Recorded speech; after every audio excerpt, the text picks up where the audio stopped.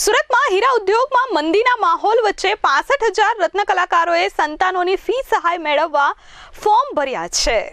રાજ્ય સરકારે બેરોજગાર બનેલા રત્ન કલાકારોને આર્થિક સહાયના પેકેજની જાહેરાત કરી છે, જે અંતર્ગત રત્ન કલાકારોના બાળકોને સ્કૂલ ફી પેટે 13,500 રૂપિયા આપવા માટે ફોર્મ ભરવાની પ્રક્રિયા પૂર્ણ થઈ છે, જે અંતર્ગત પહેલો, બીજો અને ત્રીજો તબક્કો પૂર્ણ થતા 300 સ્કૂલ 55,000 રત્ન કલાકારના 65,000 બાળકોએ સ્કૂલ ફીની સહાય મેળવવા ફોર્મ ભર્યા છે।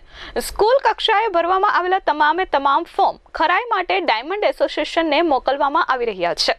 ડાયમંડ એસોસિએશન રત્ન કલાકાર જેને કંપનીમાં નોકરી કરતા હાથે અને નોકરી છીનવાઈ ગઈ છે કે નહીં તેની ખરાઈ કરી છે। આની ખરાઈ કરી ફોર્મ પરત જિલ્લા ઉદ્યોગ કેન્દ્રને મોકલવામાં આવી રહ્યા છે।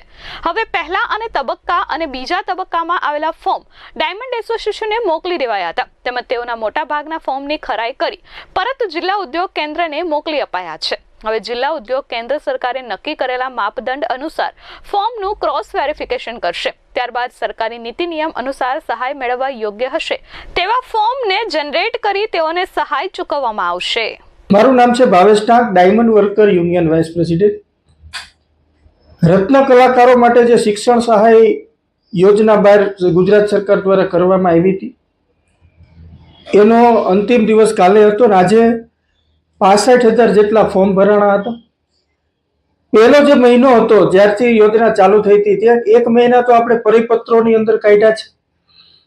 પહેલા પરિપત્ર એવો હતો કે સુરત ડાયમંડ એસોસિએશન સિક્કામારી જિલ્લા ઉદ્યોગ કેન્દ્રમાં જમા કરાવવાના, ત્યારબાદ સ્કૂલોને જવાબદારી સોંપવામાં આવી, ત્યારબાદ ફરીવાર જિલ્લા ઉદ્યોગ કેન્દ્રને આ ફોર્મ જમા કરાવી અને સુરત ડાયમંડ એસોસિએશનમાં મોકલવામાં આવ્યા। એટલે 1 મહિના જેટલો સમય તો આપણે પરિપત્રોમાં અને રત્ન કલાકારોને ક્યાં ફોર્મ જમા કરાવવા એ માટે અસ્તમંજસમાં હતા, એ માટે રત્ન કલાકારો પણ સમજી ના શક્યા। ત્યારે ખૂબ જ ટૂંકા ગાળાની અંદર 65,000 ફોર્મ ભરાવવા એ ખૂબ જ ગંભીર આ બાબત છે કહી શકાય, અને સરકારે આની મંદીની ગંભીરતા સમજવી જોઈએ।